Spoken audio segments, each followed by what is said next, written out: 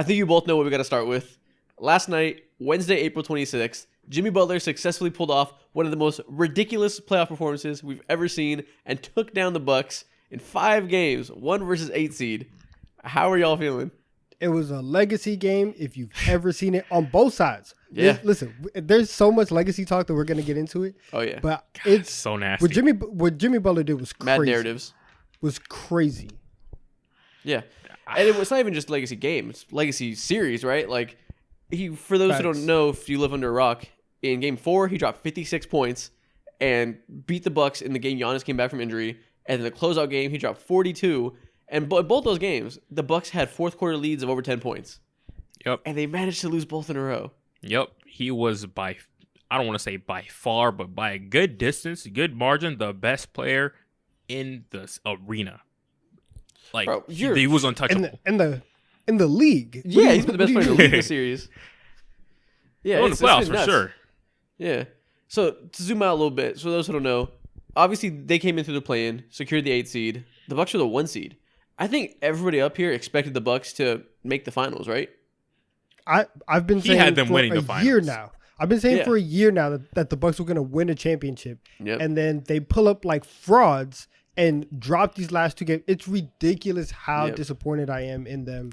The way this entire series played out, even though like Giannis basically missed 3 games, he played like 10 minutes in the first game, so like you can throw that out.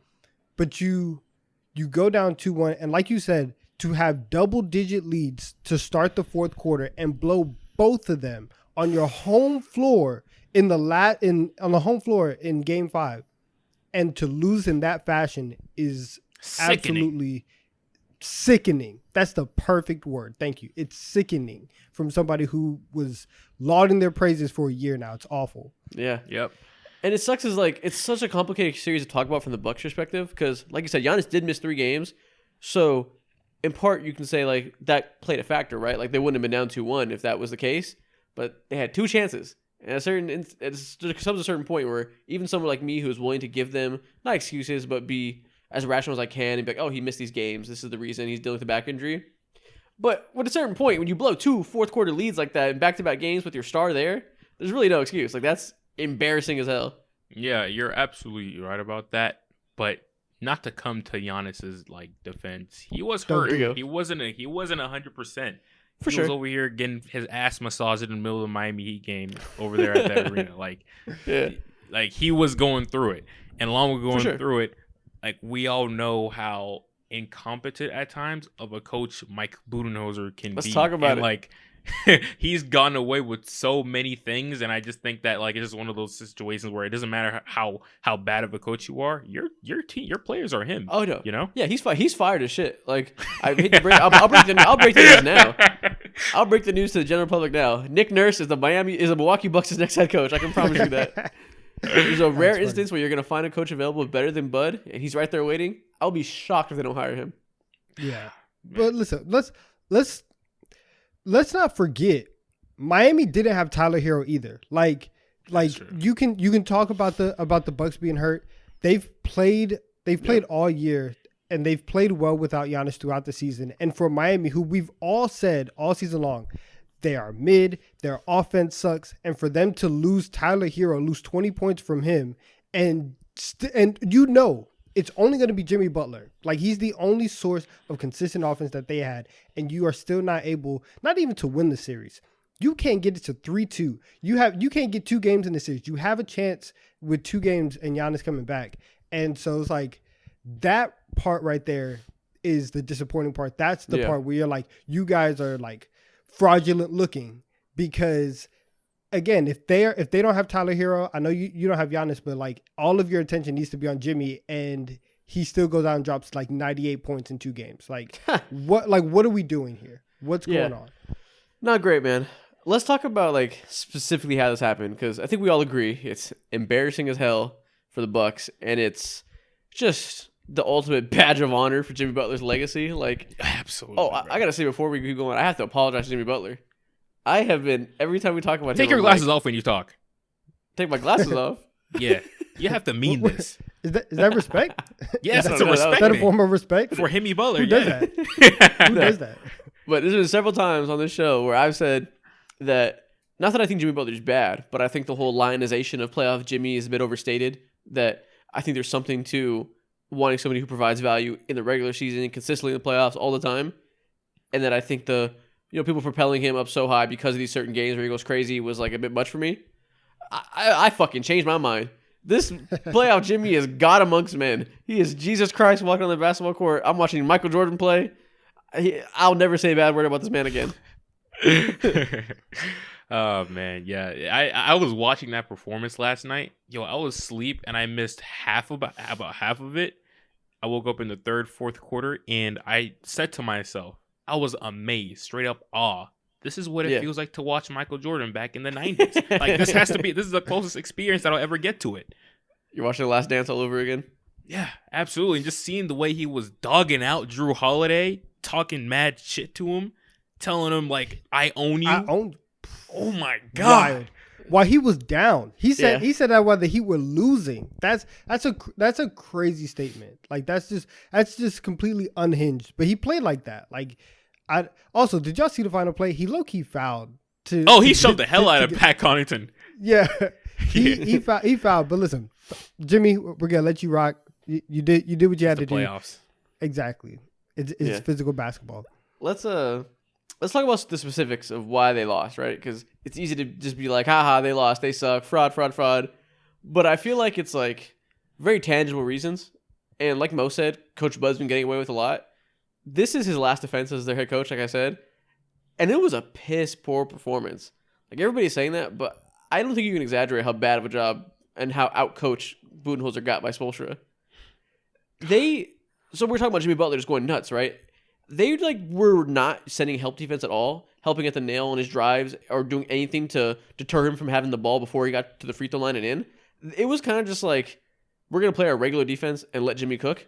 Until the last game of the series, they finally did some adjustments and threw traps at him and stuff. How can you not get the ball out of Jimmy's hands?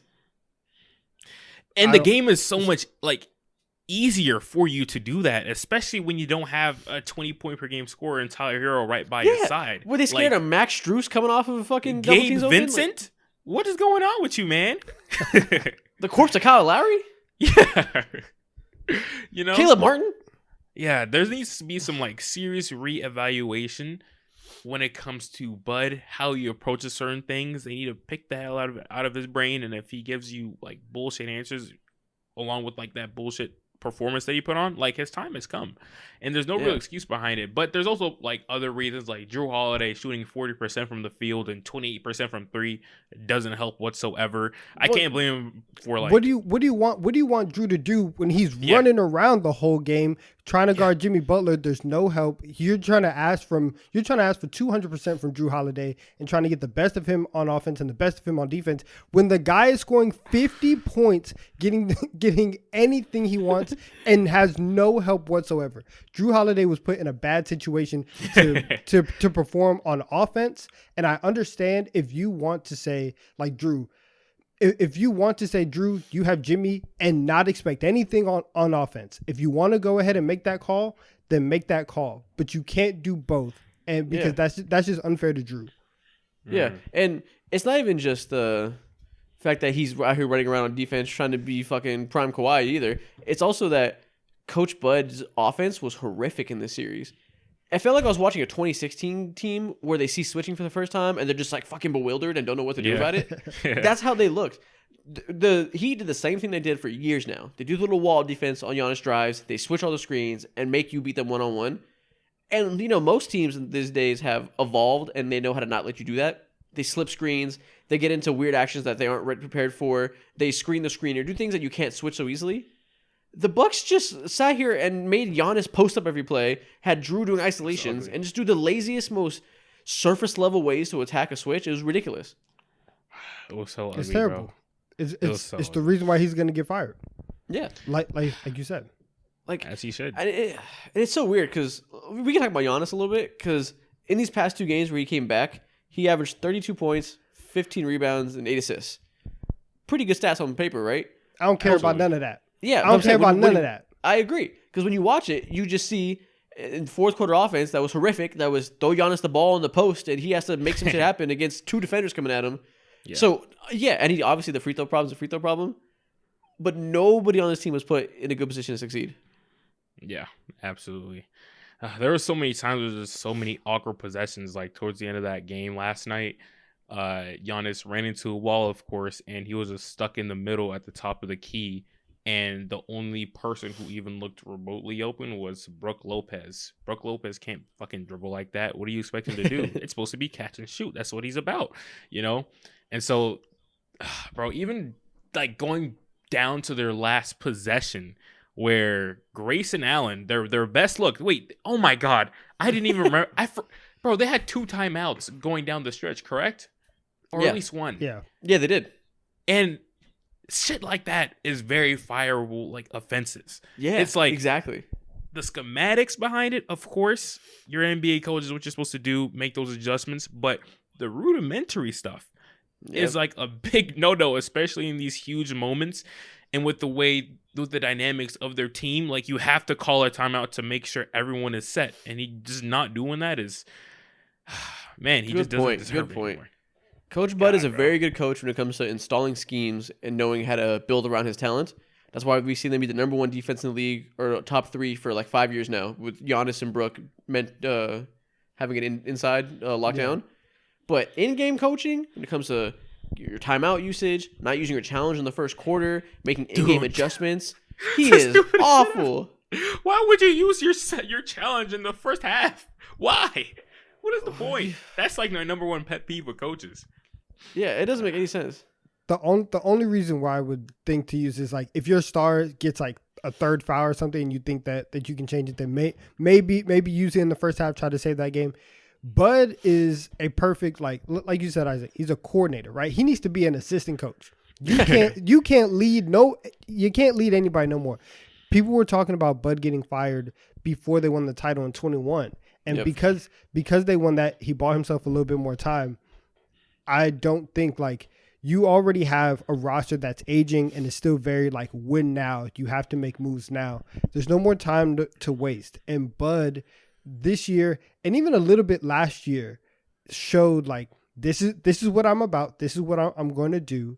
And it's not going to work because if they make a little bit of adjustments, even last year, they probably could they probably get past Boston if they don't let Grant Williams, go for 8 threes, or if they start to make adjustments. Or if Chris was healthy, No, but listen, that game, it was a game 7. It was a game 7 without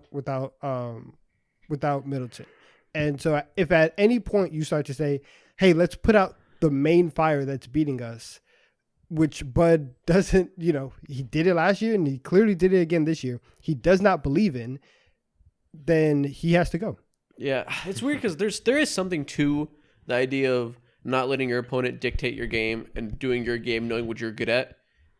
And that works to an extent. I think that's how you be a regular season 1 seed, right? But in the playoffs, it's just impossible when you're playing other top-end talent and there's other geniuses on the other sideline like Eric Spoelstra who's going to be able to do both. Like, you can't be that one-dimensional. It's just a work smarter, not harder type of thing, Like in the playoffs, like anybody can beat you on any given night. That's just, it is what it is. But in the regular season, it is what it is. But in the playoffs, like it's all about schematics, and yet in the game really slows down. And you're supposed to have all these opportunities to make these adjustments as time goes on. And if you don't make these adjustments, and you just try to continue to push through, play hard, that's how you get slapped. And that's why like you see not consistently, but like once in a while we see crazy upsets in the playoffs. So yeah, for sure. I saw a tweet. I forgot who tweeted it, but someone said that a lot of times in playoff basketball, it doesn't become who's a better team anymore. It comes down to who can solve a specific issue. And that's absolute facts. And when you have Bud, who is the antithesis of somebody who's good at solving issues, you're hamstringing your roster that has the greatest player in the world right now on it. Like, it's unfortunate. Listen. I don't know if I can decidedly say. Oh, brother, here we go. I told you we were getting into our bags today. I hate this conversation. We were getting into the agenda talk. I cannot 100% give Giannis best player in the world title. I think I'm not going to say that he's not, but I don't think like coming into this year is pretty like widely accepted that like he was it, and it was fairly. God, I can't talk. Fairly unanimous. if you want to make the argument for Jokic, for Steph, for Embiid, KD, any of these other guys who were like hanging around like that, like 1B area, I would not be upset because I can't do it. I know you were hurt, but at the same time, you were scared of the moment. He was scared to get fouled at the end of the game. Did not want that smoke at all. 2 double-digit leads to get one game and even in game 5 or game 4, it wasn't even to stay alive. It was we're gonna try and tie the series, and you can't close things out. And like, I can't give you that title right now because even as bad as Bud is, at a certain point, like, you have to make the plays as well. You look on the other side. Jimmy Butler just decided we're not gonna lose this series.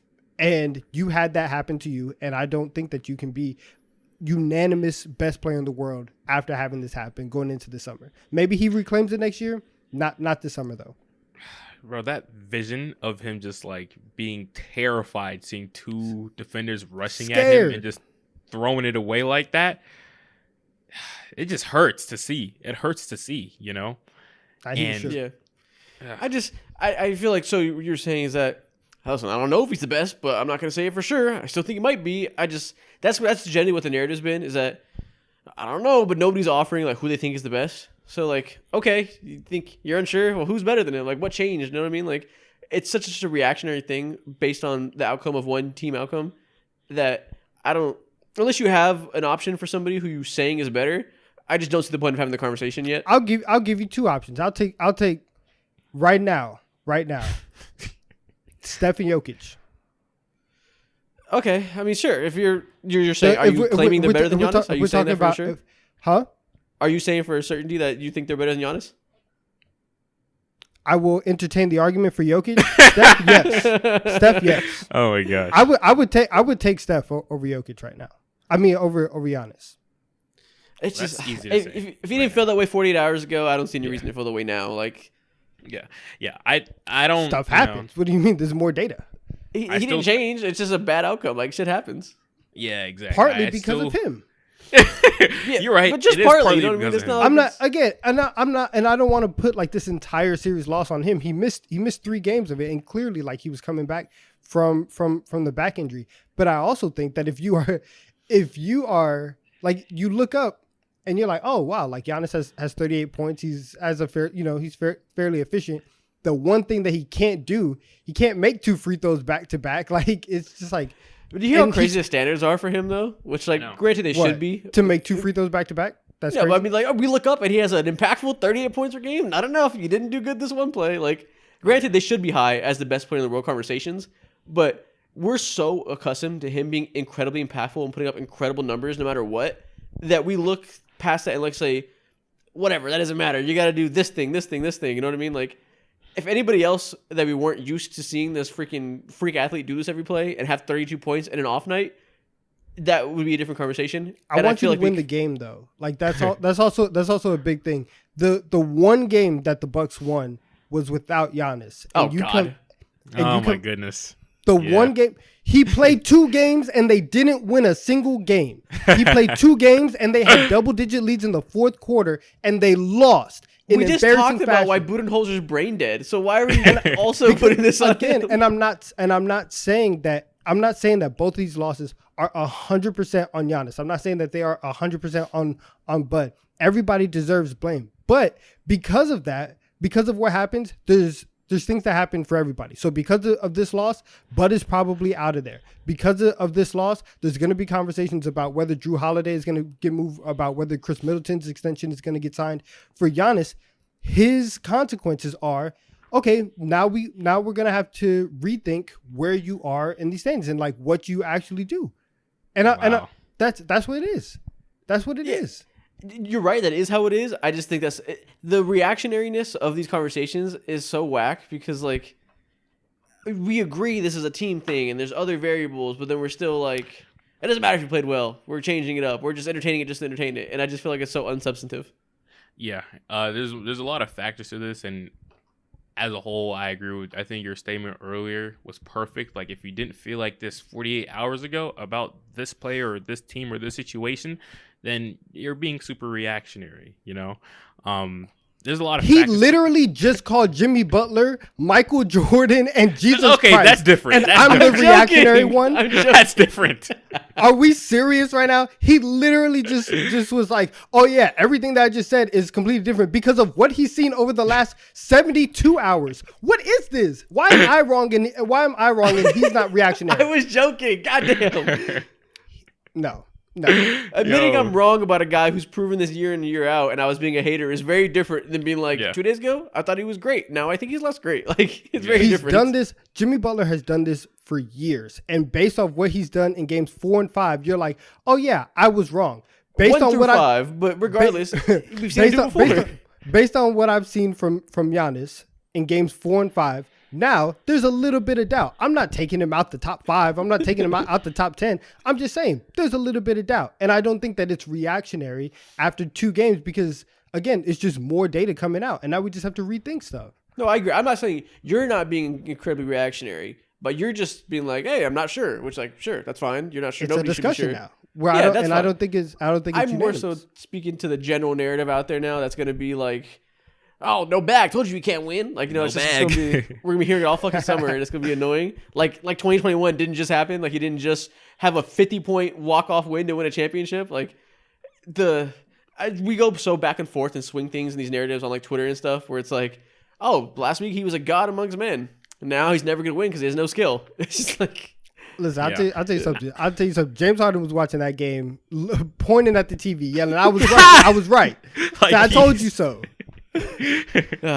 I will say though, if Jokic makes a run to the finals, I'm with you because I already think he's number 2. So if he does that, sure. But right now, without any other person taking the throne, I need someone to take it before I'm just like, you don't deserve it because you lost. You know what I mean? Yeah. It sounds like whoever fucking ends up towards the top of the NBA season and wins the championship, depending on who it is, like it sounds like Donovan, they'll get your respect and they'll probably earn your crown of potentially being number 1 in the NBA. Yeah, maybe. We'll see. We'll see what happens. God forbid the Suns win. How is the discourse going to be around KD if he wins? Because with all the help he has and like, how are those combos going? And I'm gonna let you know right now, Devin Booker's still not getting. Well, he's averaging like 37 a game though so far this playoff. Nah, he's hooping. He's hooping. He's going crazy. Yeah, he's going crazy. Before we move on to that series, we put a lot of attention to the Bucks in this conversation. Let's talk about how great the Heat did because. I don't know if y'all realize this. They had like an all-time amazing shooting series. Like this was one of like the greatest displays of shot making like we've ever seen in a playoff series. What they shoot so on the wacky. series? As a team, they shot 45% from 3, which is a great number, but doesn't seem as insane as it really is. But if you look at individual numbers like that aren't being weighed down by like other people, Jimmy Butler shot 40%, which is ridiculous. He averaged 48, 5, and 6 on 44% three-point shooting and 60% from the field. Ridiculous 3-level shot making. Duncan Robinson shot 73% from 3 for the year. He came out of the woodworks after being irrelevant for 2 years and shot 73%. God. That's insane. That white boy was ready. And I just shows like we're talking about all this stuff with the Bucks and how they failed and stuff. It also helps to make 45% of threes as a team. That makes it kind of hard to beat them. Duncan Robinson saw Tyler Hero go out and he was like, "All right, I got it." Like somebody has to be the white boy. I got it. I volunteer. Yeah, man. Gosh, man. And the defense Bam played on Giannis these last 2 games within that scheme of theirs. So good. Yeah.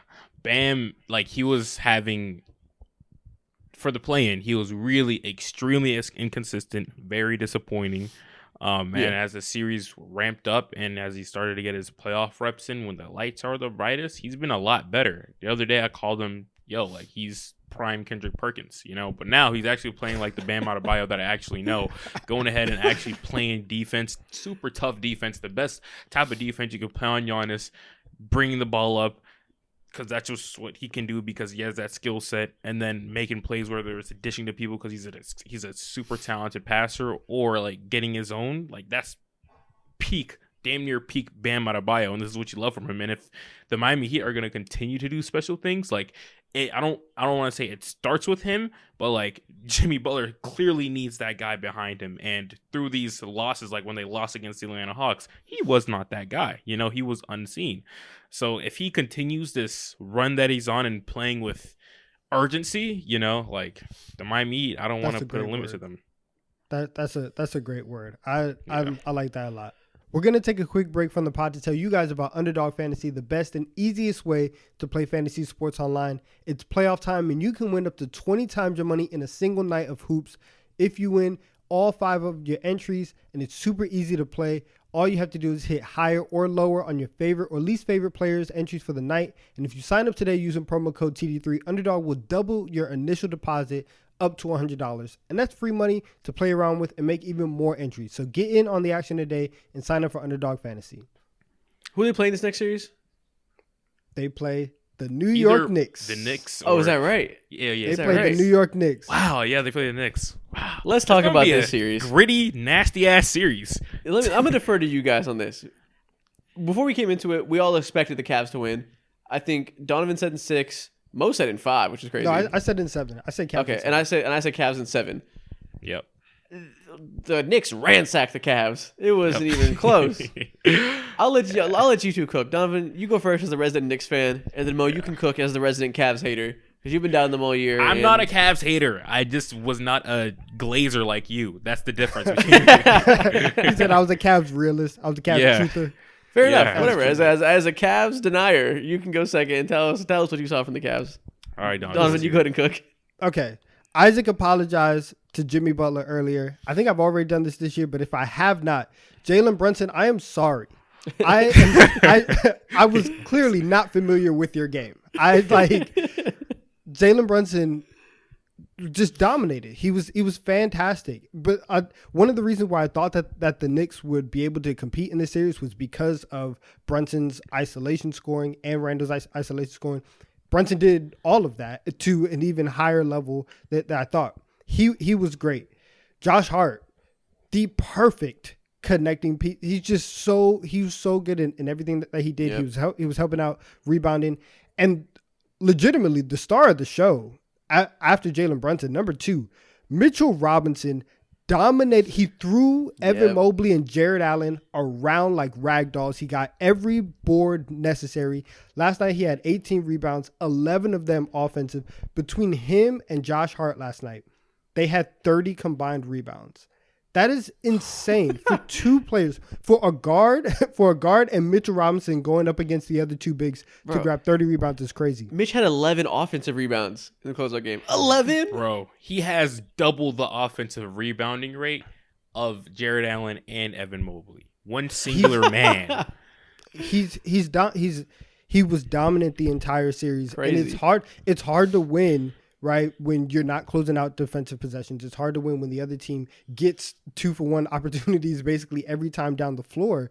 And especially like for a team like the Knicks, who is so reliant on Jalen Brunson to create offense. If that shot goes up and it misses, to be able to have another opportunity to maybe get an open 3-point shot, which happens a lot on offensive rebounds, or to get a putback, those things are huge. We will see what happens in this next round with Julius Randle's ankle because he re-aggravated it in Game 5. Damn. But there's also like the possibility that RJ Barrett, who sucked the first 2 games, he played very well the last 3 games. Yeah, I don't want. I was talking to somebody this morning. I don't want RJ Barrett to even look at the basket if he's beyond 15 feet. I want him to close his eyes and run straight and just go to the basket the entire time. Back. Yes, please. Because even if you miss, Mitchell Robinson is going to be there. And it's not like the Heat outside of Bam Adebayo. Like, New York is going to have opportunities to rebound the basketball offensively. Like, it's going to be Mitchell Robinson against Caleb Martin, against Kevin Love. Like, yeah. I'll take Mitchell Robinson in those situations to get those offensive rebounds. So I think that the Knicks have a very, very healthy chance to win this series. But yeah, this last series was all about Jalen Brunson and it was all about Mitchell Robinson, and they dominated. They dominated physically, they dominated schematically, and from the Knicks' perspective, Mo, I'm gonna lob at you. Tell us why the Cavs sucked, please. Oh, yes. bro, let us hear it. I don't think the Cavs suck they just, had a similar issue to the Milwaukee Bucks. Their coach, they need to address that issue ASAP, okay? You can't, I have start to think about questions as to why, okay, Evan Mobley, it's not a good look to, bench one of your core guys, but I'm looking at what's his name? Lamar Stevens. I believe that's his name. Yeah. I'm looking at him. He's a fucking dog, and of course, he's not brittle whatsoever. So I'm looking at him, and I'm like, why is he not playing? You need another option, And so if Lamar Stevens is your life raft, you're kind of. I know you need something. You can't just let Evan Mobley continue to fight for his life. You can't let Jarrett Allen go ahead and admit the day after the playoffs or the day after they get the ass up, yo, the lights are too bright. That's crazy. You don't say that. It's honest, hilarious, though. And he's been in the playoffs before, which is wild. Yeah, exactly. But the Cavs are just in a super tough spot. This team looks sexy still, and the dynamics of it though in this age and era of the NBA is just naturally harder, of course, to score when you have two bigs who are not naturally non-shooters, and it doesn't help when Darius Garland's playing like ass, Donovan Mitchell's playing like shit. This is the second year straight where he got bitched by Jalen Brunson. So it's does this man have your number now or what? Because you've been straight out embarrassed, and this is the second time where Donovan Mitchell has been favored heavily in a series like this, and he just didn't show up whatsoever. One thing that I can say is shout out to Karis LeVert. That's one question mark that doesn't really need to be answered because he did his fucking thing.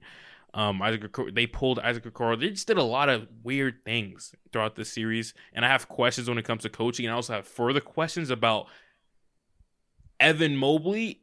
Not necessarily Evan Mobley, but how he pairs with Jarrett Allen, and can this duo continue to thrive in a playoff setting? I think I'd give it another season because it has potential, but it entirely depends on how Evan Mobley develops as a player. If he doesn't, gain a jump shot, then sorry, Jarrett Allen, but you gotta get the boot. But if he does, then this can work. It's just time. For sure. I'm glad you brought up the coaching issues for the Cavs because I don't think people ever really talk about JB Bickerstaff. He kind of just gets oh yeah, they have a coach. People forget he does exist. It's not just the Evan Mobley and Donovan Mitchell show.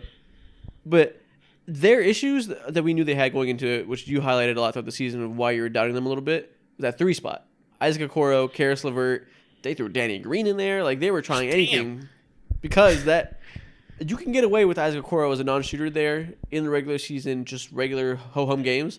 But when a team like the Knicks just did, when they doubled every guard, they made sure that the spacing in the bigs wasn't going to be an issue. Wasn't going to be a factor. And they made Isaac Okoro be the one-man open every single play. You can't. You have to be a smart coach to build around that. And not to say JB Bickerstaff is incapable, but he ain't rising to the occasion this time. Yeah. And also, lights were bright for everybody. If he can, if he had a player who had the same skill set as Jetty Osmond and also Isaac Okoro combined, then that's perfect. But they do polar opposite things on the court, so you have to pick your poison, Do they need to trade for Dylan Brooks? Is that what you're telling me? Dylan Brooks might be the savior of the Cleveland Cavaliers. Keep it away from them. But no, every Cavs fan told you all year is they need a 3-and-D wing. They're unsure about Okoro, and they were hopefully it works. It just didn't. That mattered a lot when people like me thought, listen, you got the 2 front court, you got the defense taken care of with these front court players. Your back court is incredibly dynamic. It's not going to matter who's in the between. A body will be fine, but your backcourt can't be dynamic whenever they're being doubled every time and leaving this guy open because he's irrelevant. Yeah. And if that guy's gonna be relevant, you need to have spacing so that way he can be a cutter, he can be a screener. But you got 2 bigs who can't shoot, so Okoro can't be a screener. That's not really his game. It's that falls back onto Donovan Mitchell and Darius Garland and just makes their life so much harder than it needs to be. Yep. You can't have 3 non-shooters next to your 2 guards and expect them to be good, no matter how talented they are. Exactly. You can only get away with 2 bigs who can't space if the 3 can really space. Yeah, exactly. I'm glad Shout out Danny Green. The light. You did some magnificent throat goating right there, Isaac. What? Wow. The way you were on the Cavs the entire year, and I was just I love them, but I don't love them enough to say they're Eastern Conference bound. I would say they're second round bound for sure, but Eastern Conference, crazy. Never believed in that. But for me, especially, I had them winning in 5, so you don't understand the type of hurt that I'm feeling, bro. Every day that a Knicks fan has a good day, it's a terrible day for me. Donovan is smiling right now. That makes me sad. I like to see him in shambles, you know? So I shout out to the Knicks. I have to give credit where credit is due. I want to burn my tongue with just saying that, bro. Feels like the devil's word, but it's the truth. Nah, keep going. No, I'm done. My question for you guys is, so we saw the Knicks take down a really talented Cavs team who, on paper, everyone thought was more talented than them, with a mix of good coaching, great performances, just a good fit against that team too. Do you think they have a chance to get to the next round? Because they're probably going to be playing the Celtics. 100%. You think they can beat the Celtics? Oh, wait. Beat the Celtics or beat the Heat? Oh, they're playing the Heat? Oh, they are playing the Heat. Yeah, my bad. Yeah. Can they beat the Heat?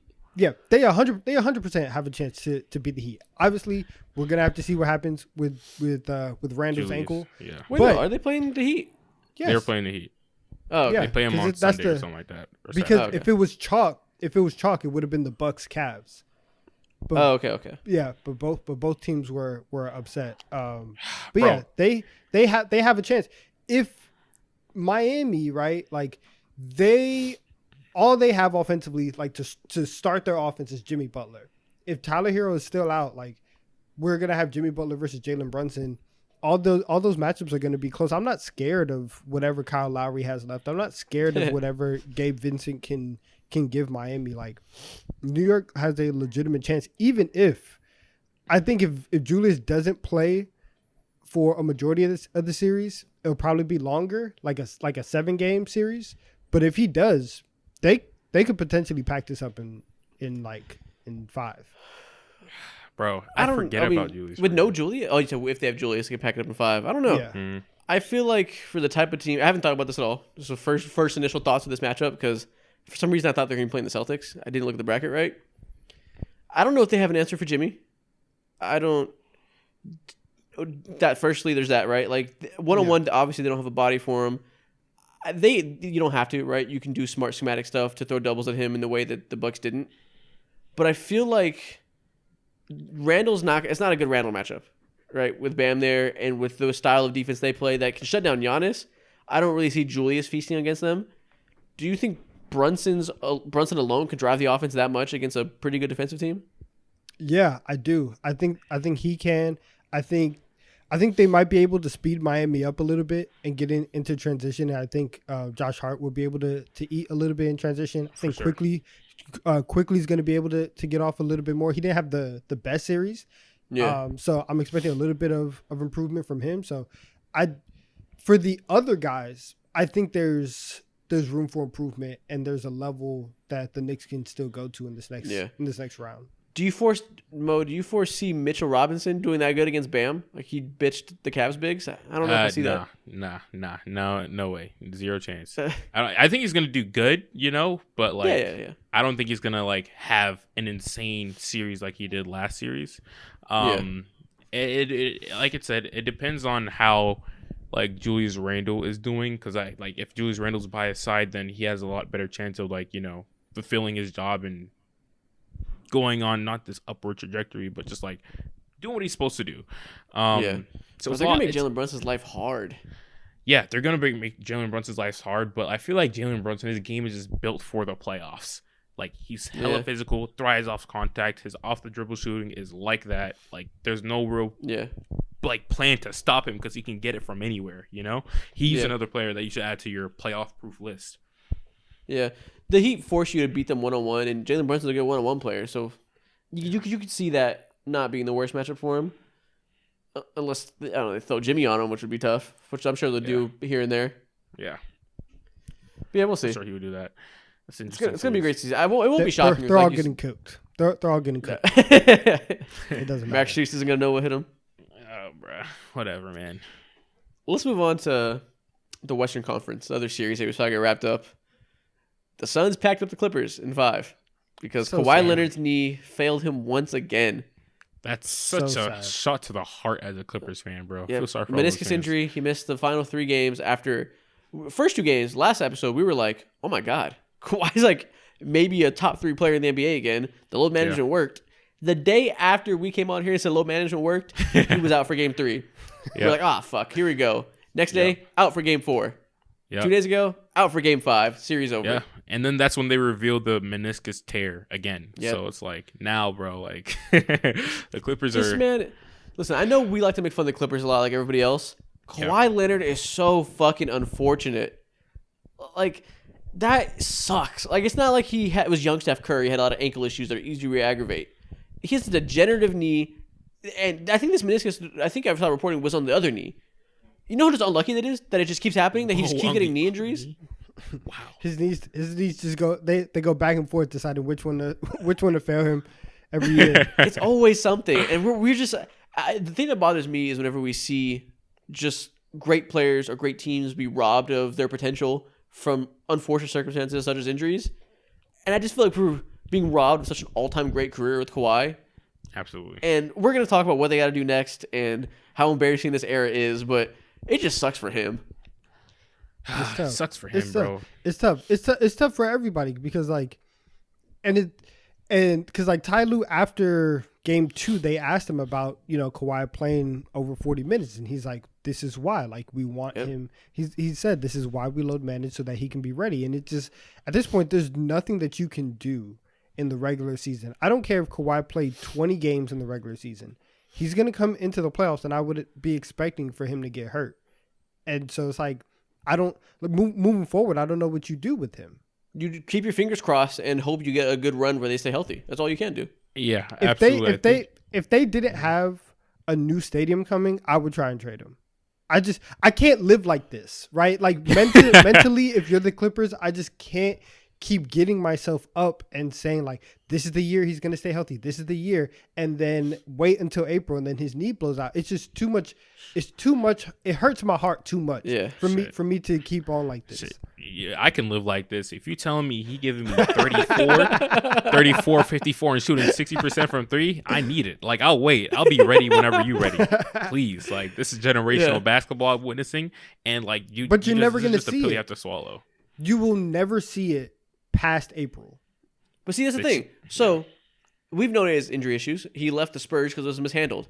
The Raptors traded for him knowing this. Like, it was the beginning of that, but we knew Kawhi gets hurt a lot. He missed a whole year before the Raptors got him.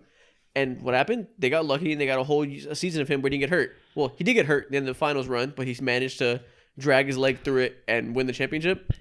That's what they got to hope for. Like, we don't got to talk about the Suns right now. We've talked about them enough. They're advancing. They're great. Devin Booker's him. Let's keep it focused on the Clippers because everyone's talking about now, are they going to blow it up? What's next for them? You just mentioned, Donovan, that they have a new stadium coming. So everybody talking about they need to trade these guys. They can't. They have a $2 billion stadium coming that they have to put butts in seats for. So do you think they trade Paul George? Like, they can't trade Kawhi. In my mind, you can't even trade Paul George because, like, him. Bro, that's sick. That's sick. You don't have to trade him, though, because one, every team around the league sees that he gets hurt, too. Like, who's going to be wanting to just throw a big old bag of picks and players to you for Paul George when they know there's a reason you don't want him? And what will you get for Paul George? What is his? He has good trade value, but like, what type of value are you looking for? Are you looking for okay young players and picks right now, or like what? And even then, like Isaac said, like who's doing that right now? You try to get Cat if they feel like they're gonna blow it up. Maybe? That's so nasty, bro. I mean, that would probably help both teams. Cat doesn't get hurt. Well, this year he did. But that's the only thing that I can think of. Kawhi Leonard, since he's gotten hurt, every single year has started less and less and less games, or I think it's fewer grammatically, whatever. But it's fewer and fewer games. Yeah. He's the one who's going to have to stay because nobody's going to trade for him. I think that Paul George has more value than Kawhi Leonard at this point in time. So he would be the one to go. Parse that, man. It's hard to judge Kawhi's value because it's like I said, you got to just hope you get a season where it works out. Like, it's just a flip of a coin every year.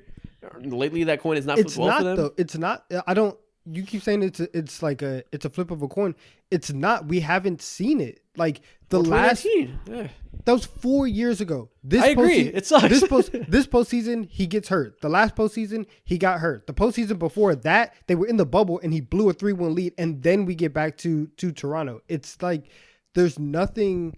It's not like he's one on, one off. It's just continuously getting worse and worse, and it's happening in real time. So I don't think that anybody should voluntarily sign up. Maybe maybe the PG for Cat thing is the best option because the Timberwolves have already showed us that they're idiots and that they'll trade for anybody. And so maybe that's the way to go, right? Maybe trading Paul George to go get Cat is the best solution. And you can get somebody who is consistently on the floor, but you're going to have to fleece somebody to get out of this deal because they have 2 guys who get hurt all the time and they're only getting older by the second. But are they going to want to get out of this deal? Like we're talking about the new stadium, they have 2 very marketable stars. They have this thing they're building. Like we're assuming that Minnesota wants to move Cat. They probably don't. If that's not there, like, just keep proving my point. I don't know if there's an option out there that makes it make sense to like. How are they? They have to be competitive. How are they possibly going to be just as competitive, if not more, by trading one of those guys? What move is out there? They try to get Anthony Simons and Jeremy Grant for Paul George, maybe. Even then, yeah, no, doesn't move me. There's no real move out there in my mind that makes complete sense, and I don't know. I don't think they should make a move personally. Like this is just like you have to gamble. This is the best chance that you will have over the next 10 years. So like this is just a part of the game, sadly. I hate injuries. We all hate injuries, and like things like this just happen, and they play like a heavy part as to how your NBA career and how NBA history is written. And so far, like NBA history, NBA y'all just don't fuck with the Clippers. No. Kawhi Leonard cannot get one more of my dollars. He cannot get one more. I would him or Paul George. I can't pay both of them. Fundamentally, I said it before, I can't live like this. It's too bad. I'm so stressed all the time. It's like something has to change. It has to change. And I understand that you have to put seats or you have to put butts in seats. It would be better to maybe get somebody who's there for 75 games because at this rate, Kawhi's only playing 40 games next year. Right. At this rate, you're only going to get him for a minimum amount of time. So what's the difference between that and having no chemistry and a first round exit than having like a mid young star that can be there for 70 games and still get a first round exit? Well, yeah, that's Bridges. Yeah, there you go. Well, if they could get Mikal Bridges for Paul George, that'd be a home run. They can't. But yeah. I mean, this comes back to the whole like philosophical debate, right? Do you want to be good and have less of a ceiling because you don't have that star power that we all know you need to win a championship? Or do you want to make big swings to the fences and try to hope these guys stay healthy? I guess you could think about it like if you traded Paul George, Mikal Bridges, and didn't have Kawhi, whatever happened, and you have a good team that's not great, what do you have? 15% chance of winning the finals? You have the Nets in the West? Yeah, let's say like 50% chance of winning the finals, but you're a good team that's reliable. Not getting you anywhere. Maybe being good has value. But you look at the other side, if all things were equal and they were healthy, maybe they have a 40% chance of winning the finals. But they're not healthy, so it's a 20% chance. Flip it in half. You're still like, is that value still more than the good if you have that slight chance it hits? The difference between, and because like I see your argument. I think the difference between what the Clippers have and like the argument that you're posing is that like the Clippers and the Clippers, Kawhi, Paul George, they've shown that they're just not going to be healthy, right? I think that argument is more for like where the Sixers are, where it's like, would you rather be 42 and 40 and be like a young fun team, have a first round exit and then go, or would you rather have Harden and Embiid and just keep getting to the second round every year, still have top end talent and just hope that every year is like the year that it clicks, but you still have the possibility. I don't think the Clippers have a possibility of getting to that next level. Like their duo of Paul George and Kawhi Leonard is in a tier below Harden and Embiid. And even as much as Harden and Embiid get hurt, even as much as they get hurt. I said we're not talking about healthy guys either. Yeah, I know. But even then, it's still not to the level that Kawhi and Paul George get hurt. So True. that's why I think the difference lies. Yeah. Damn, man.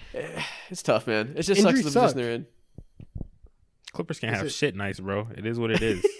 It is what it is. Sucks for them. Good thing I'm a Lakers fan. And before we get out of here, let's spend a quick 5 minutes on each team. Let's check in on these other two Western series that are still going on.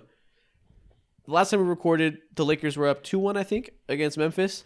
as of recording this, they went up 3-1. Everyone was like, holy shit, the Lakers can win a championship. This is crazy. Yeah. And then yesterday, the Grizzlies came back and saved their season at home. I think we, as you all probably expected them to. And they forced it to Game 6 in LA.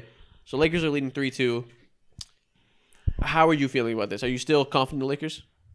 How you feel, Mo? I want to hear you first.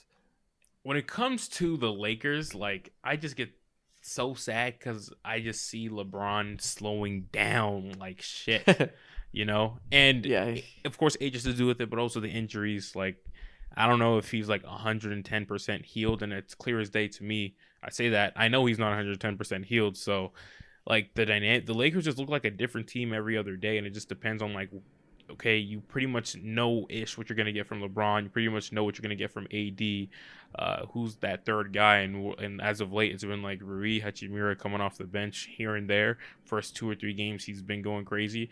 Playing the entire Memphis Grizzlies bench. But then after that, it's like, okay, Austin Reeves, are you going to be like the elite white boy that we think you are or not? And then it's like, okay, Dennis Schroeder, what you got for us? D'Lo, can you not be like 100% ass? Can you be like 90% ass instead? You know, it was just like hard. It's hella hard for the Lakers, and it just makes it even harder because, like, I feel like you're describing a good LeBron can't situation. shoot right now. He's shooting like 6 for 36 from 3. He's 6 from 36 from 3-point range right now. I feel like you're describing a good problem though. You're saying they need to find a third guy every game, but you just named me like 4 guys who step up to the plate every now and then. Like, it sounds to me like they have depth and a lot of options for people that can help them win any given night. Malik Beasley hasn't even been playing like that. Just crazy. Yeah, and we're still waiting for Malik Beasley to play well. Like, I think I see the uncertainty of not having that third guy. I see why that's scary. But when you have 4 guys just listed that can show on any given night can be them, I think that's a good model. That's what you saw in the 2020 team, right? Like, it ended up being KCP for that finals run. Sometimes it was Kuz. Sometimes it was whoever. Like, I think it's okay to have the uncertainty when you have lots of options. I can agree with that, but it's like, it's not okay when you don't know like 100% if LeBron's gonna be that, you know. And he's been like pretty up and down. Yeah, and AD had a couple slow games where he was dealing with certain things, but last game he looked great despite the fact they have a fucking fly around me. But yeah, I see what you mean. Yeah, I'm still confident in them. Mm-hmm. Donovan, how are you feeling? I'm gonna toe the line again. I wouldn't be shocked if the Grizzlies pushed it to 7. But I also wouldn't like. I think the Lakers win in Game 6 just because like it's at home. Yeah, you get the you get the role players back home, but they running this old man to the ground. He's playing 38 minutes a night. There's been a couple games where he's played over 40 minutes. He played like 45 minutes in the overtime game. He can't be out here like that. He needs to go to bed. Like it's getting late, and like Mo said, he's shooting. It's getting late. He's shooting 17% from 3 right now. Damn. If LeBron is not going to be the ultra aggressive, you know, I'm gonna just put my head down and drive, and I'm like, there's gonna be some nights where he's just gonna chuck from 3 because he wants to conserve energy. If that's not gonna be a successful strategy, then I think Memphis has a way back in. The one thing that I will agree with Isaac on though is that I don't think you need a definitive number 3 in this series because for Memphis, they need Ja Morant and Desmond Bane to be on top of their game every single night for them to even have a chance. And if they are not there, then the Lakers can get away with Rui having 15 or Austin Reeves having 15 and some change or whatever. Like they don't need one of those guys to be a legitimate third star because you know, if Ja's not scoring 40, the Grizzlies don't have any offense in the series, especially especially the way that Dylan Brooks is playing. Oh my God. Right? I just want to say he's uniting nations right now with how he's playing, bro. Yeah. So I'm still confident Lakers pull it out. I think we saw that last win they had where LeBron just doesn't run fast anymore. He just like holds his energy. And the last play of the game, they need a bucket. He ran fast as shit, hit the lay-in over Jaren Jackson. He ran pretty fast still. You can tell he's picking and choosing his spots, trying to get through the first round without going full 2020 LeBron energy. Yeah. I like to think that if they end up facing the Suns or Nuggets, whoever they see in the future, or Warriors next round, that he'll be able to turn it on. If his body lasts, we'll see. But I'm not terribly worried about LeBron. Like he hasn't been great, but I'm gonna give him the benefit of the doubt. Yeah, LeBron is LeBron. Like he's bounced back plenty of times throughout the season where it's like, damn, is he cooked? Oh no, he's not cooked. It's like a consistent he's old. He's roller inconsistent. coaster, Like he can't go 100% every time. Yeah, absolutely, absolutely. And I'm still confident they get one of these games. Yeah, exactly. Look at us, in sync. Yeah, mostly because Darvin Ham has outcoached the shit out of Taylor Jenkins all series. The schematic war, this team has been really great. If you like go back and watch these games and see like the little small stuff they're doing, adjusting every game. With first game, AD eats. Second game, they doubled the shit out of him. He can't pass out of it. Offense fails. Third game, they don't let him get doubled because they send him on rolls more often. Don't play him out of the post. He's just mostly pick and roll, and he's abusing them on offensive rebounds. They're just going back and forth these adjustments, and Darvin Ham is kicking Taylor Jenkins' ass. Listen, Darvin Ham needs to be the third star. He needs to be the third guy to step up. But yeah, I think the Lakers should get it done. I don't feel confident in them moving on in the next series after that because of who would they play? Is it the Warriors potentially? Warriors or Kings, whoever wins that series. Which it's gonna be the Warriors. Let's transition. Yeah. Warriors versus Kings. What y'all's? Hey, I'm De'Aaron 2 for Fox 2. is playing. It's looking like I'm 2 for 2 with these predictions. I had the Lakers in 6, and I think I had the Warriors in 6. So you said 2 for 2. We predicted 6 series. What are you talking about? 2 for 2. Look, we're not talking about those other series, all right? There's a bunch of series out here. Those are practice. Yeah, these are two that matter. God, man. But yeah, man. De'Aaron Fox has a hurt hand. He just played through it. Golden State pulled out that game. It's all the momentum is on Golden State's side after the 2-0 Sacramento start. I feel like you'll be hard pressed to find somebody who still thinks the Kings are going to win. How are y'all feeling about it? No, they're done. They're done. You're going back to that. There's no way. Yeah, there's zero chance. You have a hurt finger. You're going back to that. Kevin Huerter's playing like intramural basketball right now, averaging like 9 points, shooting just some disgusting percentages. Like, yeah, no, I don't believe in them anymore. But yeah, they've done a really good job of slowing down Domantas Sabonis. That man cannot do his normal power in the post game against Looney and Draymond. Yeah, exactly. Like when I the watch, lights are too bright. It's like they're guarding Domantas Sabonis how the entire NBA, including the Sacramento Kings, tend to guard the Golden State Warriors with Draymond. Like if you see at times he's just out there, everyone's spaced out, worrying about everything else going around, and Domantas Sabonis is getting that same type of treatment, but everyone else is not like adjusting as so, and they're just like they need to be recalibrated. And there's it's a whole sync. It's a whole like missync from how they're playing Domantas Sabonis. Yeah, man, it's tough when they minimize Sabonis and De'Aaron Fox is dealing with a hurt hand. I don't see how they're going to be able to pull out enough offense to keep up with the Warriors in these last couple games. It's also tough when Kevon Looney's grabbing 20 rebounds a night and getting every offensive board. Like Kevon Looney is dominating the glass right now. He's playing well. They got 21 points from Draymond in game 5. Obviously, oh my God. Obviously, Draymond is not gonna. He's probably not gonna score 20 for the rest of the playoffs, right? but if he can be aggressive going towards the basket and turn that 7 points a game to 12 points a game because he's just looking at the basket, looking for a layup, right? He can set up the lob pass that they get off of the short roll whenever they're trapping Curry. So I think Golden State is going to get it done. It's going to take probably a game longer than what I thought it was going to take, but they're fine. They're also like they're knocking down shots. Like Clay's here, Wiggs is back up to speed. Jordan Poole, we need another game from you because you were not good in game 5, but like I think Golden State's in a very, very good position right now to move on.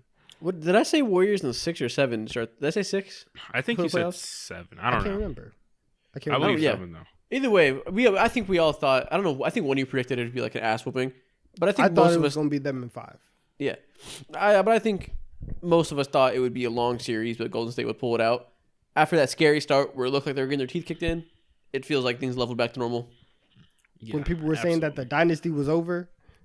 And that we're never going to see Draymond in a Warriors uniform again. You better hope they beat the Lakers. Which is still a thing. Listen, gosh, I still think people should be talking about this. Like, this is their last dance. Like, they have to make a deep run, or it's not looking good for them. Yeah, and they're going to see LeBron probably. Yeah. Oh, they got Bron. He's just not a believer. I don't. I think the Warriors will beat the Lakers. Listen, we'll have plenty of time to talk about that in the future. Regardless of what happens to the Kings, just real quick, I just have to say you have to give flowers to them. Specifically, also like De'Aaron Fox. We have to talk about him differently. Oh, yeah. I said this last podcast. We have to view him in another light. The way we talk about him compared to other young players, like it's very tough. Yeah. He's better than Trae Young. He's he got him. He got him. He's quiet now. No more De'Aaron Fox talk. That's funny. Yeah, I'm just kidding. Yeah. But guys, that's great. We're gonna have plenty of time to talk about those teams. For now, I think we transition to TikTok time. Let's run this shit. As you guys know, as always, we're gonna start with the draft. Today, we're gonna stick to the topic of the Warriors, and we're gonna do a draft with only players who played for the Warriors at any point in their career. So It's not the version that was on the Warriors; it's their prime selves. They just have to qualify for the list. They had to have played in a Warriors jersey at least once. Okay, sounds good. I had first pick last time. Donovan had third pick, so I think it's Mo, Donovan, me. Okay, cool. So let's draft NBA lineups with only players who played for the Warriors. Damn. Okay. Who are you picking first? Give me Steph Curry first. Okay, that's a... Yeah, I can't say confidently, but you can't shame me for it. Yeah, you definitely can't be mad at it. Yeah. I don't know who I want to give to Isaac because I'm just gonna lob this up. There's two more greats left. I don't want the other great. Give me Kevin Durant. Listen, that's what I wanted you to do. Give me Wilt Chamberlain. You can have him. Yeah. Overrated. And then after that, this is where I can go a lot of ways. Yeah. Just give me Klay Thompson. Give me the spacer. Yeah. Okay. Will and Klay, that's nice. All right. We got KD. What do I need? Let me just get some. Okay, I'm gonna just get some talent. Give me Chris Webber. Ooh, okay. Chris Webber? It's a good pick. Yeah, Chris Webber played for them for a couple of years. He was washed, but he counted. Oh, fuck. You're right. He was. Damn. Okay, cool. All right. Damn. So this is tough. Extremely tough. Very tough. All right. This is one of the harder drafts we've done. Listen, but you have back-to-back picks though, so you're in a good spot. Yeah, you better not blow this because you have Steph and back-to-back picks now. You should win this draft. Yeah. Give me. Okay. What was your last pick, Donovan? Chris Webber. Okay, cool. You got Chris Webber. Give me Chris Mullen, and I have to pick Draymond Green for chemistry purposes. Oh, I was hoping you didn't pick him. Having Draymond and Steph together is really hard to beat. Wait, I said Chris. Right. I said Rick Barry, right? You said Chris Mullen. Chris Mullen. Yeah, okay, there we go. That white man. Yeah. Okay. So So I have KD and Chris Webber. We're gonna have KD at the 3 and Chris Webber at the 4. We're gonna go kind of big. Give me Nate Thurman at my 5. Okay. Nice. Okay. So I have Wilt and Klay Thompson. First off, give me Iggy to play the 4. Okay. I was hoping he made his way back. He damn sure would not. And I need to. And then, After that, give me Rick Barry to be my 3. Damn. Okay. You got that. Okay. You can have that. At my. Oh, this is tough. At my 1. I'm trying to look at my notes real quick. There's some good point guards here. There are. But you know what? I want this 2 guard. At my 2, give me Bernard King. Okay. Okay. I like that. Okay. I thought you were going Mitch Richmond there. That's a good pick. Yeah. I have a decision to make if they come back around. Okay. Damn. So I fucking kind of hate this shit. Puts me in an awkward position. But so I have Steph Curry, I got Chris Mullen, and then I also have Draymond Green. So I got my point guard figured out, my small forward, and my power forward. So I need a good start. And also, I need a fucking center. So for my 2, give me Tim Hardaway. It's a weird fit with Steph, but give me Tim Hardaway. I guess you can't match the talent. I don't. I need the talent. You suck. Yeah, you give suck. me Tim I Hardaway. hate you. I hate you. And then for my center, who the hell should I pick for my center? There's some good options. For my center, I might be fumbling this, but give me David West. Give me David West. He's fire. What do you mean by that? The throwback vibes are immaculate. What do you mean? He said he falls the number 1 pick. Bro. Yes. Bro, It's a David West is two-man like race that. now. It's a two-man race. That's hilarious. That's mismanagement. That's thank you. All right, for I'm my confident point with my guard, squad. for my point guard, give me Mitch Richmond. Okay. For my point guard, give me Gilbert Arenas. I forgot he was with the Warriors. How did you not pick Boogie or Ralph Sampson? Oh, but I forgot about Boogie. Like that, those years are just so forgettable, or at least Boogie's so forgettable. Robert picked Parrish, David Jermaine West. O'Neal. I like David West. He has one of the most inspiring games of basketball. What are we talking about here? West is nuts. What do you mean, bro? He's fantastic. There's like 4 All-Stars you could have picked. Bro, David West is a great pick. I am happy. I'll pridefully take my WRL. Okay, so I got Gilbert Arenas, Klay Thompson, Rick Barry, Andre Iguodala, Wilt Chamberlain. Cool. Okay. I got who do I have? I have Mitch Richmond, Bernard King, KD, Chris Webber, Nate Thurman. Damn. Nobody's you have a good team. Listen. Nobody will say you won just off the old ass names. If you were born in 1970, I have the team for you. All right? Nate Thurman. That's gonna be his. That's what I'm saying. Oh god, bro. This is your squad. All right. I got Curry, Tim Hardaway, Chris Mullin, and then I got Draymond and David West. This team is nasty. This team is That's nasty. never not going to be funny. Oh, man. Oh, wow. There's so many All-Stars available. Yeah. I'd pick Never David be a West. GM. Bro, shout out to was David fun. West, man. Y'all sleep. Next thing we're going to do, I don't think I told you guys about this video, so it'll be a surprise.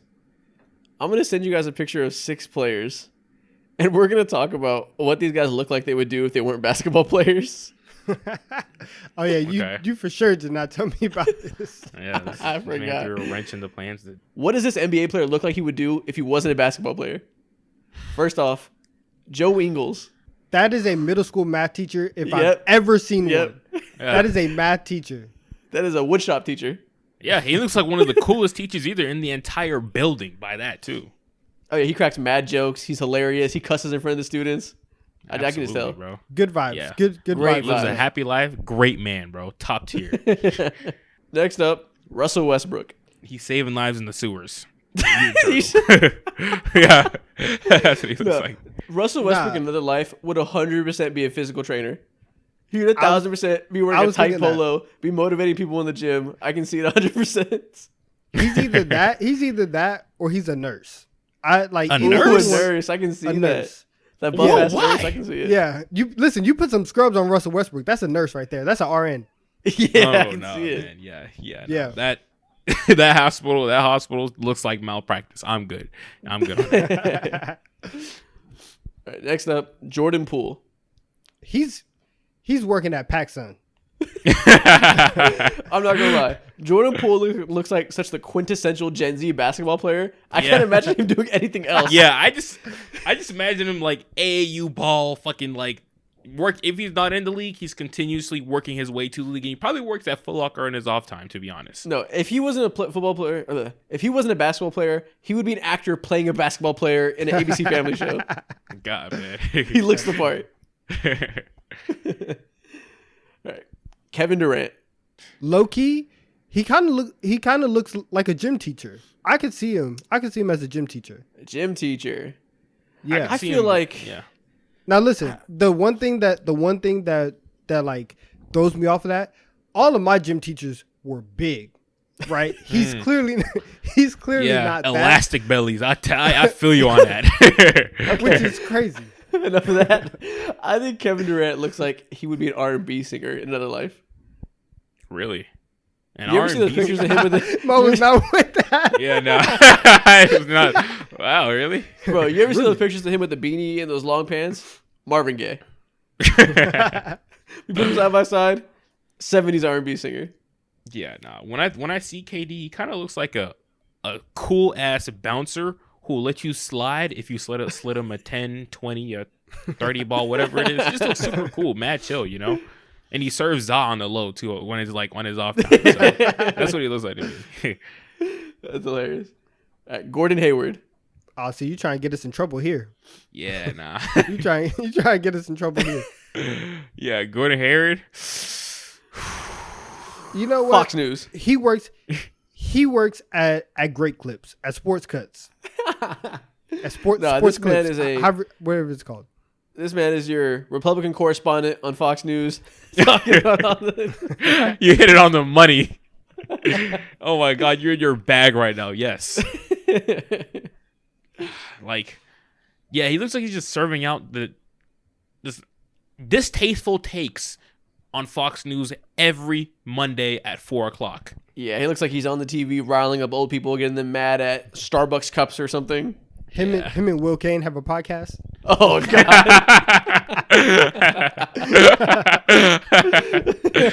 Oh God, that's hilarious. Yeah. Last one, De'Aaron Fox. Okay. He low-key looks like he could drive for Amazon though. I was thinking he looks like he'd be a hospitality worker. That looks like a face that is really good at talking to people and being kind. Okay, he He's looks like the top tier DoorDash delivery driver. Like super nice, brings you your food right on time, so quick, so fast. He's in the service industry. Yeah, I think if you put him into an old folks home, he could be the fan favorite of all the retahirees. Also, I said Amazon delivery driver. That makes me want to change it. Russell Westbrook works at UPS. He will be a machine. UPS packer. Machine, bro. He's What? Disgusting. Never lose a package. Number one hilarious. employee. Oh God, what the hell? All right, let's move on to the next video now. I love that. It's gonna be hilarious. Mo, I think you have a couple videos for us.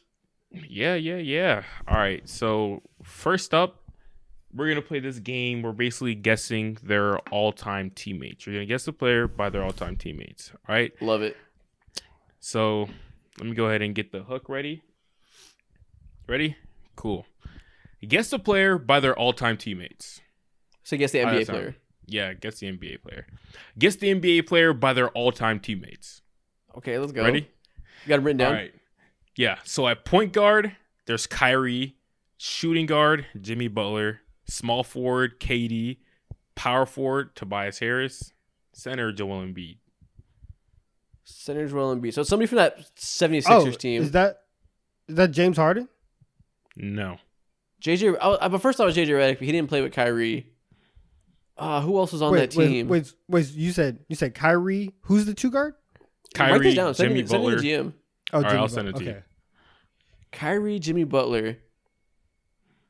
Jimmy Butler played for the Bulls, the Heat, and the 76ers. Damn, who could this be? Yeah, you got to write it down. I got to be able to see it. All right, there you go. Tobias Harris. So it's, my first thought is Jimmy, Tobias, and Joel played at the same time. So somebody from that team. But who was the role players there?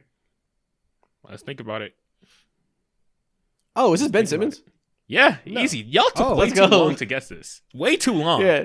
This is the Nets and 76ers hybrid. The two teams. Yeah, exactly. Exactly. Oh, wow. All right. Smoke that. Next team. You got Russell Westbrook, James Harden, KD, Kawhi, and Jokic. This is Serge Ibaka.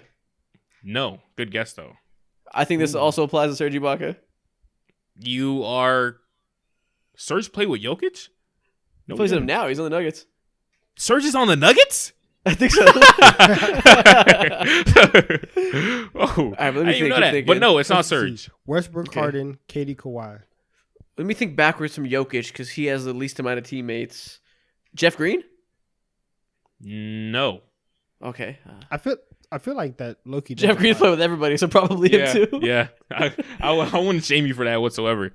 I don't know if he's played with Kawhi though. Oh, he has. Oh yeah, this definitely applies to Jeff Green as well. Yeah. Who else? He played for the Thunder and currently the Nuggets. Probably.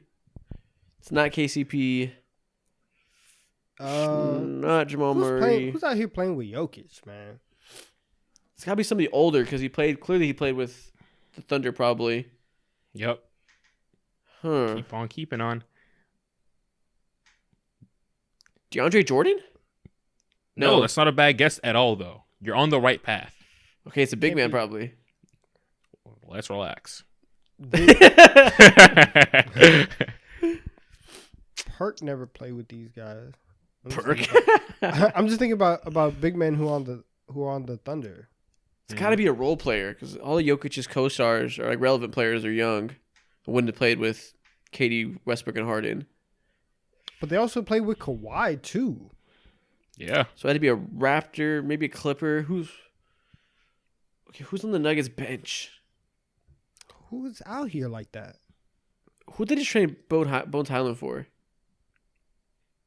I think they just traded him for picks. Is this Bones Highland? No, not Bones Island. Oh, okay. You did that face. But Who did they bring into that trade? Who did they get back? Why can't I remember? yeah. It was Bones Highland. It was. Oh, is this Reggie Jackson? Eric Gordon? Yes, It's Reggie it's Jackson. Jackson. Oh, Reggie. Yeah. It was just There you go. you're not Bones Highland. You're on the right track though, Reggie Jackson. The gears are moving. It was somebody related to Bones Highland in some fashion. Yeah. I'm losing in this game. All right, You're we getting moving. cooked. Yeah. All right. This one's a little bit harder. Russell Westbrook, Victor Oladipo, LeBron, Dirk, and Dwight. Oh shit! Yeah, Huh, I what don't a- know if y'all gonna wow. guess this one. I kind of got y'all on All-time hell with teammates? this. Yeah. Victor Oladipo, LeBron, Dirk, and Dwight. And Okay, Russ. let's try to center this around Dirk, because he played. Okay, so somebody's been one playing for a team. long time. Is this Richard Jefferson? No. Damn, no. Dwight could be deceiving because Dwight moved around a lot in his last couple of years. So this That's what I'm saying. It Dwight's has to be- irrelevant. We gotta focus this on Dirk. Is this actually no? He was in the league then. PJ Tucker didn't play with LeBron, and definitely didn't play with Dirk. Oh. Yeah, you're right. Dennis Definitely Smith not didn't play PJ. with LeBron. He played with Dirk. Were Tyson Chandler and Dwight ever on the same team? I don't think so. I guess not Tyson Chandler. Although Tyson Chandler played a lot of these guys. Yeah, he did. You're in the right saying. era-ish. Yep. Yeah, it's got to be somebody older that was either when Dirk was in his prime or a young guy that they drafted when Dirk was in his later years. Yeah. Is this not Jason Kidd? Jason Kidd didn't play with LeBron. You're not going to count coaches. Huh. This one has us in hell. Yeah, I'll give you guys a hint. It's not really a hint, but they're not in the NBA anymore. Great. Yep. Do what you will. I give up. Was it Vince Say it. Carter? Nah, that's a good guess though. Not Vince Carter. This was I give up. Darren Collinson. You're an asshole. We're Yeah. never gonna get that. Yeah. Ridiculous. Yeah. All right. I had to gauge how good y'all would be at this. This one should be a little bit easier. Okay. Let's get it. All right. CP3, Giannis, LeBron, AD, and Shaq. Okay. Jay Crowder? No, he didn't play with LeBron. No. He did play with Well, he LeBron, did. but no. He did, but not with AD. Oh, Shaq. Yeah. Shaq throws What you the in there, hell? and then Giannis is kind of like a. Yeah. Shaq and Giannis. Yeah, Shaq and Giannis. That's different. When I found that, I was like, ooh, I like this one right here. Isaac, I hope your gears are moving. Mine are stopped. Shaq and Giannis is crazy. Yeah. This is harder. This is harder than I thought. Huh. Jamal Crawford? Oh. Who are these old fucks that? Bro. Shaq. Yeah, I'm he's in so hell. bad at this game. Yeah, Smith. this game is hard. I'm awful. This game is so hard. Damn, give us a Giannis hint. We're and never Shaq. getting this one. Okay, so I'm gonna give you guys a hint.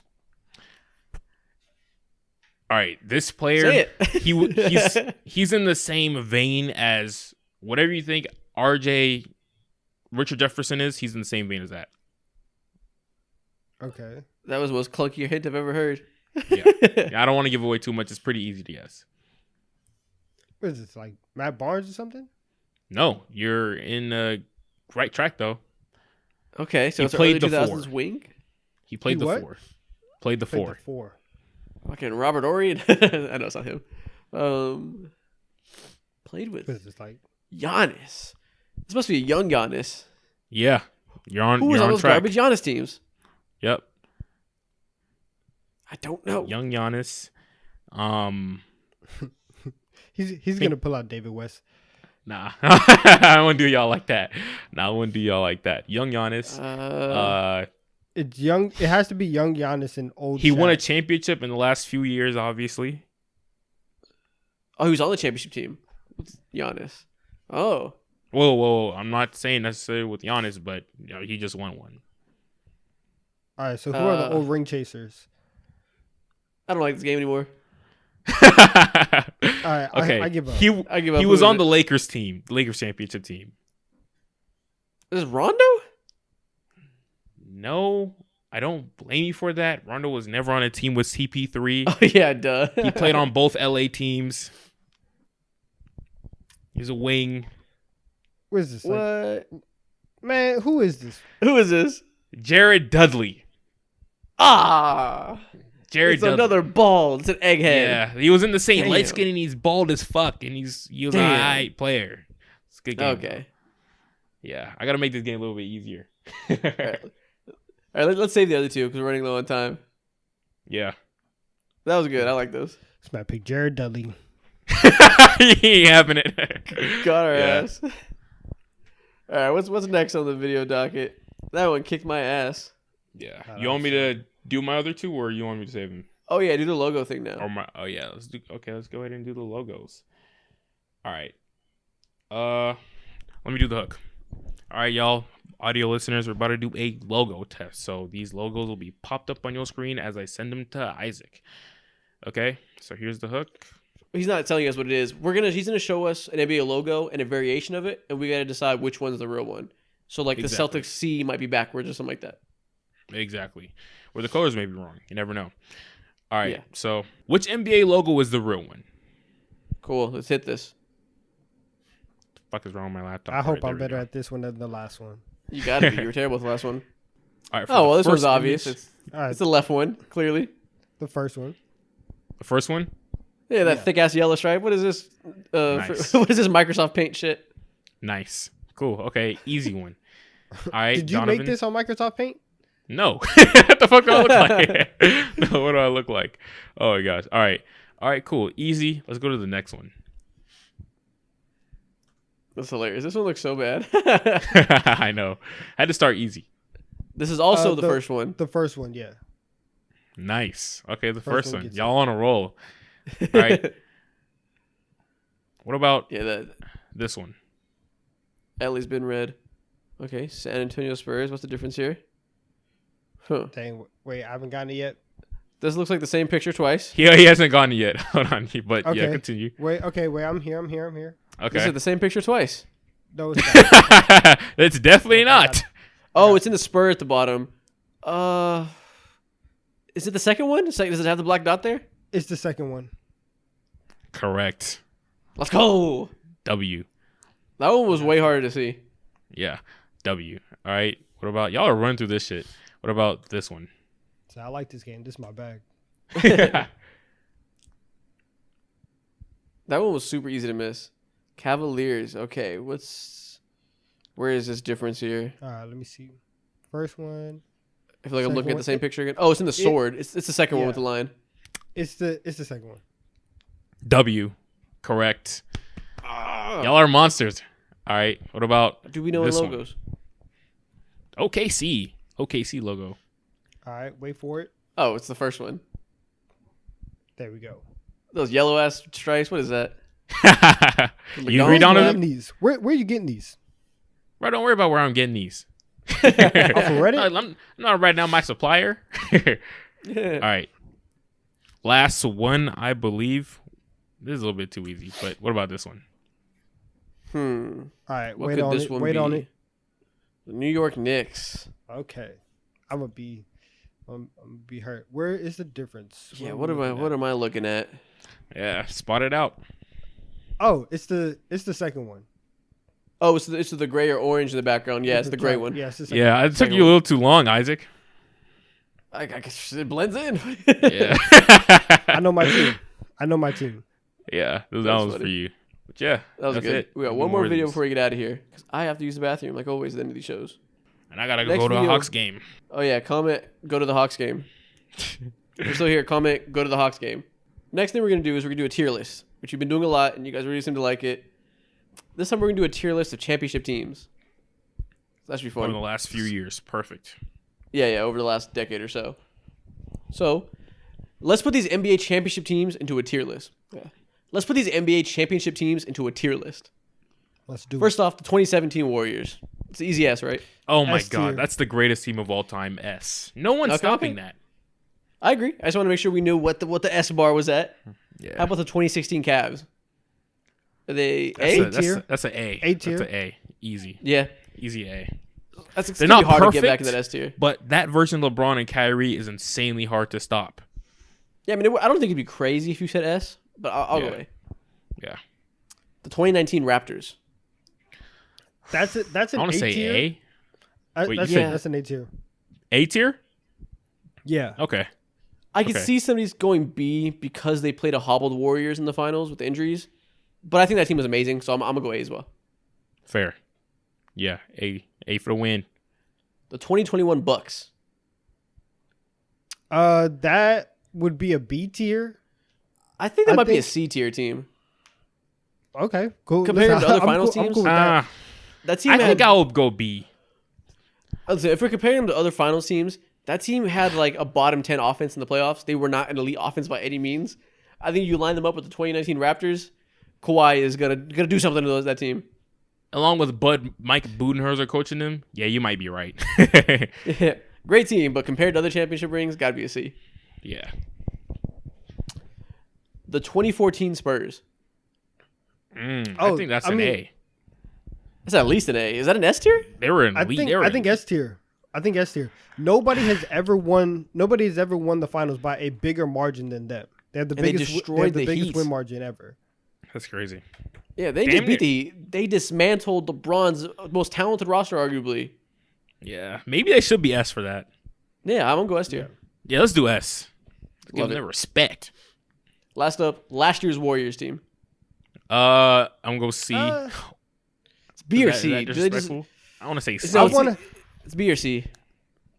They're getting wiped across I'll the go- floor I'll go with C. all these teams. I'll go C because listen, Steph carried them, but like they don't have outside of Steph, they don't have that like top end talent like other championship teams. So I'll give them B. Yeah, another team that I think the 2019 Raptors would smoke, so they can't be an A. B is a little Yeah. rich for my blood. We can go C. Yeah, exactly. Clay was terrible in that series, if I remember too. So, yeah, nah. I'm not mad at B though. If anybody gets mad about that, I think B's all right. But listen, man, that's the end of the show. Woo! Stay true to Atlanta, folks. So yeah, if you're still here, comment.